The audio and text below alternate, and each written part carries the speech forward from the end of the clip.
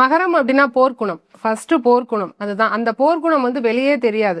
அதாவது வெளியே ஃபைட் பண்ணி ஒரு விஷயத்தை அச்சீவ் பண்றது வேற. மகரம் வந்து உள்ளேயே இருக்கும். அவங்கள ஐடியாலஜி எல்லாம் ஒரு யுனிக்கா இருக்கும். வெளியே தெரியவே தெரியாது. உள்ள வச்சுட்டே இருப்பாங்க.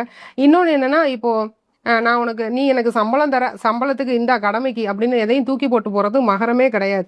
இப்போ நம்ம ஒரு 50,000 வந்து கொடுத்து மகரத்தை வந்து வேலைக்கு அமர்த்தணும் அப்படின்னா, நான் உங்களுக்கு 50,000க்கு உழைக்கிறேன், உங்களுக்கு 1,00,000 சம்பாதியம் வரணும் அப்படின்னு சொல்றது ஒரு மகரம். ஓகேங்களா? எதையுமே கடமைக்கு எடுத்தோம் கவுத்தோம் போனோம் வந்தோம் அப்படின்னு பண்றது மகரமே இல்லைங்க. ஒரு விஷயத்துல 100% பர்ஃபெக்ட் இருக்கு, பர்ஃபெக்ஷன் நம்ம எதிர்பார்ப்போம். ஆனா அது 200 அப்படின்னு தர்றது தான் மகரம். இன்னொன்று ஒரு நல்ல கேரிங் இருக்கும். இப்போ ஒரு ஒரு டெலிவரியே பண்ணுறாங்க. இப்போ நமக்கு ஏதோ ஒரு ப்ராடக்ட் வந்து டெலிவரி பண்ணுறாங்கன்னா அதை ஃபாலோ பண்ணிகிட்டே இருப்பாங்க. இது நல்லா வந்துதா, நல்லா ஒர்க் பண்ணுதா, இதில் நான் ஏதாவது அப்டேஷன் உங்களுக்கு தரட்டுமா, இல்லை சரியா இல்லைன்னா என்கிட்ட சொல்லுங்கள், அடுத்த டைம் இதை அப்டேட் பண்ணிக்கிறேன். இது எல்லாமே மகரம். அதிகமாக வெளியே பேச மாட்டாங்க. இப்போ ஒரு ஆளை நம்பிட்டாங்க அப்படின்னா டெட் எண்டுக்கு போய் உயிரை கொடுக்குறதும் மகரம் தான். அன்பை வெளிக்காட்டவே தெரியாது, உள்ளே இருக்கும்.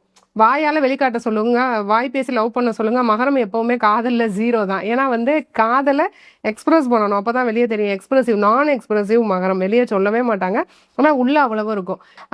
எவ்வளோதான் பேக் எண்டில் ப்ராப்பர்ட்டிஸ் இருந்தாலும், மல்டிபிள் ரிச்சாக இருந்தாலும் வெளியே தெரியாது. பெருசாக அலட்டிக்கிட்டு வாயால் பெருசாக பிரசரம் பண்ணிக்கிட்டு அதெல்லாம் இருக்கவே இருக்காது. ரொம்ப சிம்பிளாக இருப்பாங்க, இருந்தாலும் உழைச்சிட்டே இருப்பாங்க.